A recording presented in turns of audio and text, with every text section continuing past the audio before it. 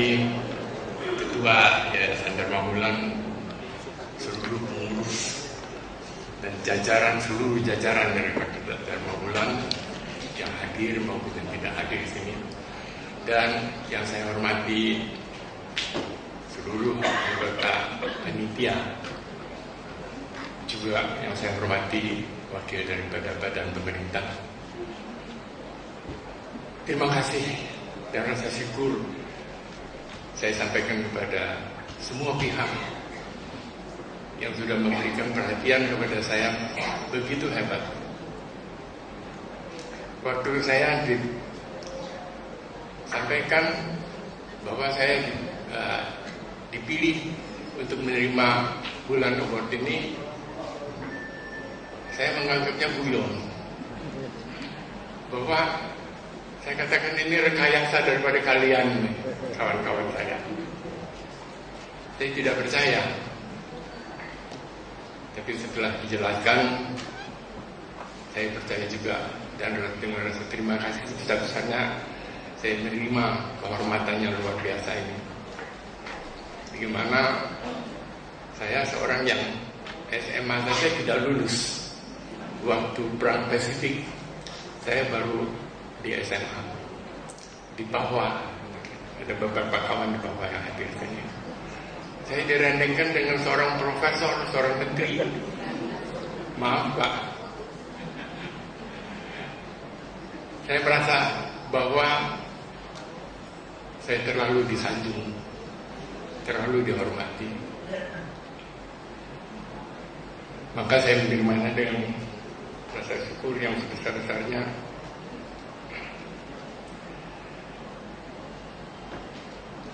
Sebetulnya saya sendiri bingung juga apa yang ingin saya sampaikan sekarang ya, karena apa yang disampaikan oleh Profesor Emil Salim ternyata hampir sama seperti yang ingin saya sampaikan Pak. Sedikitnya keluarganya. Anak saya juga 2 Pak. Istri saya 1. Cucu 4.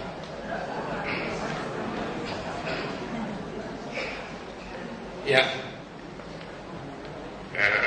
kriteria yang digunakan oleh panitia untuk menerima award ini adalah usianya 70 dan dalam keadaan sehat, tidak mandiri fisik, dan tidak perlu minta sokongan untuk hidupnya, jadi mandiri juga finansialnya.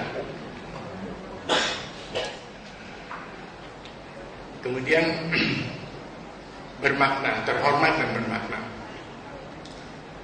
Tadi Pak Profesor Emil sudah menyampaikan satu hal yang tidak disebut dalam 4 kriteria pokok itu, yaitu keluarga yang harmonis, keluarga yang dibina dengan baik. Saya juga sangat bersyukur, Profesor Emil, bahwa anak-anak saya dua-duanya, meskipun saya SMA tidak lulus, anak saya dua-duanya itu lulus dari sekolah perguruan tinggi, hanya tidak cum laude. Barangkali memang bahannya yang tidak sebaik seperti Profesor Emil. Tapi syukur bahwa mereka menurunkan apa yang ada pada saya, sama seperti anak-anak cucu dari Profesor Emil mungkin ya. Mereka menurunkan saya bahwa mereka pintar nyari duit Pak. Anak saya yang laki-laki, anak kedua ini yang sekarang menerima estafet pimpinan daripada perusahaan Galva, dan ternyata dia mampu memperkembangkan. Saya hitung-hitung kalau karyawannya saja paling sedikit 3 kali lebih banyak daripada waktu saya pimpin, dan besarnya bisnisnya itu paling sedikit 5 kali. Jadi saya tidak menyesal meskipun mereka tidak cum laude lulusnya, tapi mereka bisa membina menjalankan usaha-usaha yang saya estafetkan kepada mereka itu dengan baik. Saya mulai dengan usaha, saya mulai dari uang itu pada usia 17 saya sudah mulai putus sekolah, terus bantu orang tua untuk cari uang. Tapi saya mulai dengan mendirikan Galva itu pada tahun 1946. Saya mulai dengan 700. Itu waktu masih gulden ya Pak ya, masih pakai FL, uang Netherlands India. Sebelum saya mendirikan perusahaan saya ini, yang bisa dibaca juga ada di majalah Bulan, saya ditawari untuk kerja dengan gaji 45 gulden. Untung saya tidak menerima tawaran ini, karena hitung-hitung saya, kalau saya terima itu waktu saya dengan cara istilahnya nyatut pada saat itu Pak. Dan saudara-saudara sekalian, pada saat itu memang hidup dengan cara yang diistilahkan menyatut, bahwa beli dengan harga sekian, jual dengan ditambah keuntungan. Saya pikir satu kali saya mencatut saja sudah bisa dapat hampir dengan harga sekian.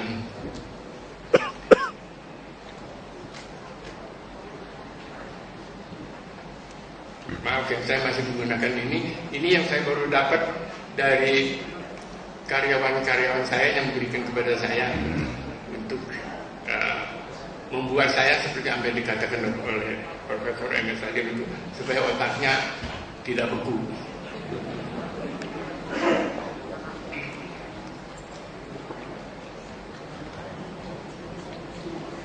Memang belum begitu apal, ini terus terang saja.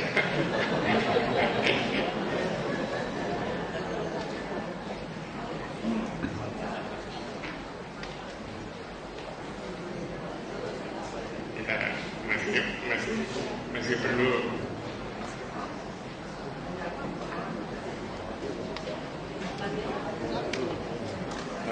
usia saya pada saat ini adalah 87. Kalau istilah Tionghoa, siotikus. Jadi hitungannya adalah 88. Angka 88 itu untuk orang Tionghoa adalah angka keramat. Angka yang dikatakan angka yang luar biasa. Istilah Tionghoa itu pat. Jadi angka yang sangat bagus. Kalau untuk nomor mobil di Hong Kong itu dilelang bisa laku jutaan. Dan memang uangnya dipakai untuk keperluan sosial seperti Palang Merah. Tapi angka 88 dianggap sebagai angka yang luar biasa baiknya. Memang kalau bisa 3 kali 8, saya kira tidak ada yang usianya 3 kali 8 ya. Kalau 8 masih terlalu kecil. Jadi 88 itu untuk orang hidup, orang Tionghoa itu dianggapnya baik sekali. Dan orang Tionghoa menganggapnya kalau misalnya hidup sempurna, hampir sempurna atau dekat sempurna itu adalah memenuhi yang istilah fu, lu, shu. Fu itu kekayaan, mempunyai banyak kekayaan. Di kriteria kita dikatakan bahwa mandiri dalam finansial. Yang kedua, mempunyai banyak anak. Yang ketiga, usianya lanjut, tapi tidak disebut lanjutnya berapa. Tapi saya kira kriteria yang digunakan oleh panitia itu lebih baik daripada ini. Karena menurut saya kalau misalnya mempunyai kekayaan, belum tentu kekayaan itu dapat menjamin kesejahteraan. Kalau kekayaan itu tidak didapatkan dengan jalan yang halal, yang baik, dan tidak dipergunakan untuk manfaat, bukan hanya untuk diri sendiri, untuk keluarga, tetapi juga untuk masyarakat banyak, untuk negara. kalau mempunyai banyak anak, saya kira juga belum tentu menjamin kita beruntung mempunyai banyak anak. Kita tahu bahwa banyak keluarga yang mempunyai anak-anak yang tawuran. Kita tahu bahwa ada anak yang berperkara dengan ibunya untuk memperebutkan harta. Kita dengar juga cerita bahwa sebelum peti ayahnya ditutup, anaknya sudah berebut harta peninggalannya.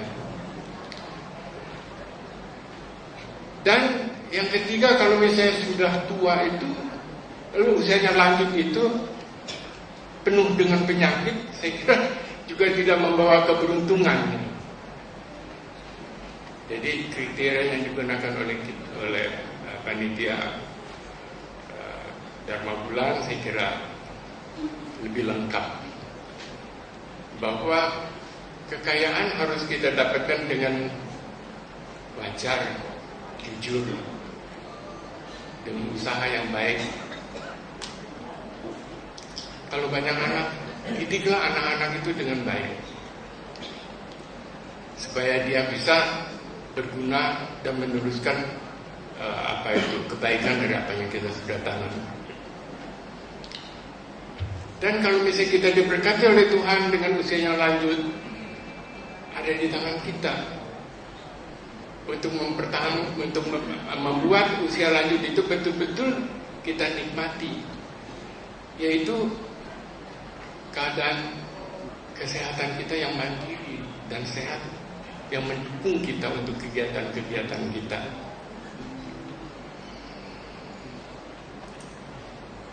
Usia saya 87 ini tadi ditanya oleh Profesor Emil, Pak Uripto, ada gangguan penyakitnya? Saya kata lengkap Pak penyakitnya. Saya 14 tahun yang lalu dibongkar jantungnya dengan bypass, 2 bypass. Darah tinggi, ada gula. Tapi semua itu setelah saya menjalani bypass di Melbourne, saya tanya kepada dokternya, apakah penyakit saya ini nantinya akan ada repeat, akan ada pertunjukan ulang? Dijawabnya, it's up to you. Itu dokter Dick. It's up to you. Jadi saya bilang, if up to me, I don't want, I don't like. Bagaimana caranya, saya tanya. Saya diberikan petunjuk-petunjuk, diberikan tulisan-tulisan mengenai bagaimana saya dapat menghindari pengulangan daripada penyakit saya. Dan kemudian juga saya baca dari bacaan-bacaan yang menganjurkan bagaimana menjaga kesehatan, terutama pada hari tua. Itu yang judulnya pola hidup yang sehat dan pola makan yang sehat. Juga sudah dikemukakan oleh Profesor Emil tadi. Ini apa yang saya kemukakan juga kira-kira hampir sama. Jadi saya jalani dengan ketat.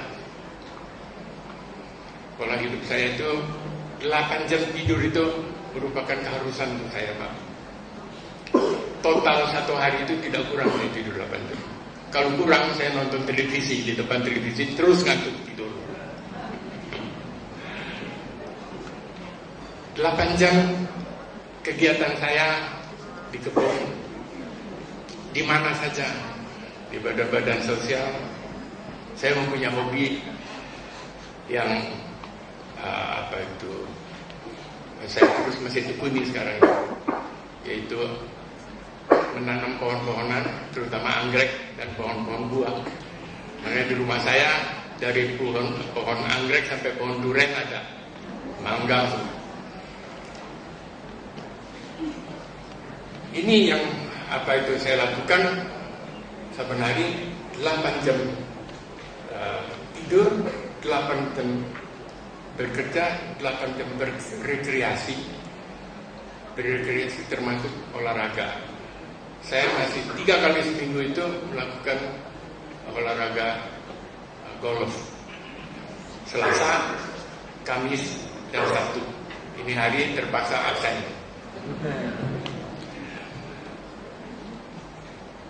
Pola makan saya sudah hampir sama seperti yang dijelaskan oleh Profesor Emil. Kalau Profesor Emil tadi mengatakan dimulai dengan dessert, saya mulai dengan appetizer, Pak. Appetizer saya 1 timun, 1 tomat. Itu saya habiskan dulu. Satu waktu ditambah dengan salad. Ini yang membuat sehingga perut saya itu tidak lagi mempunyai tempat banyak untuk makanan-makanan lain.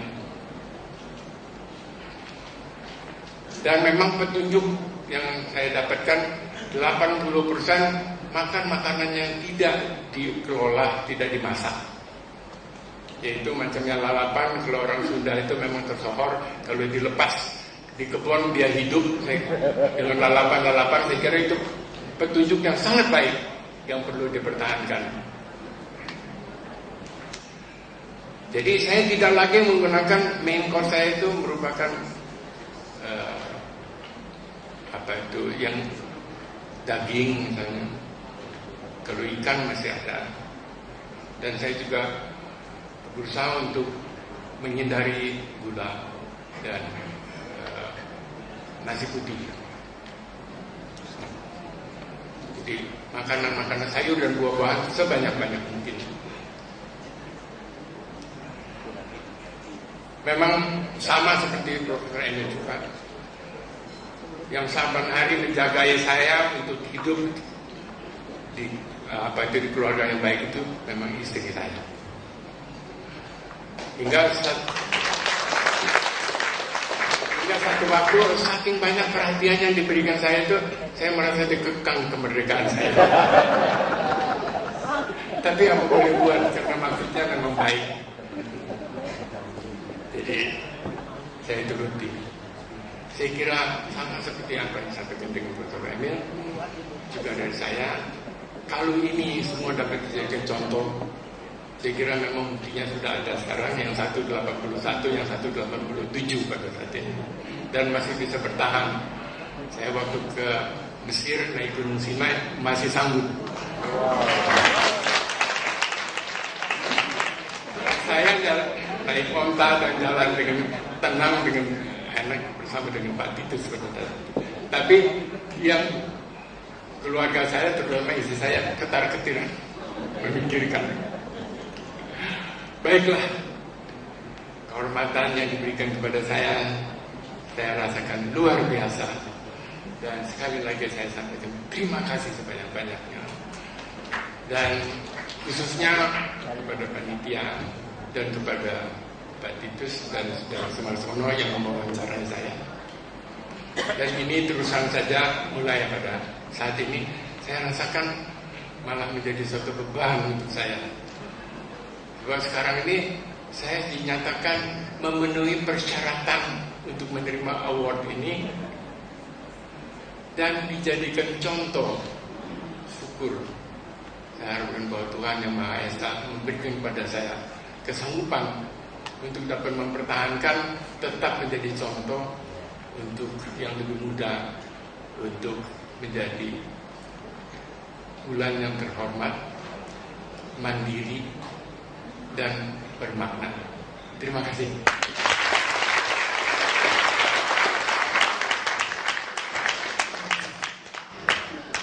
Terima kasih saya ucapkan kepada Bapak Olinto Wijaya. Para hadirin sekalian, mudah-mudahan di tahun-tahun depan kita masih dapat menganugerahkan kembali bulan award yang akan datang. Hadirin yang berbahagia,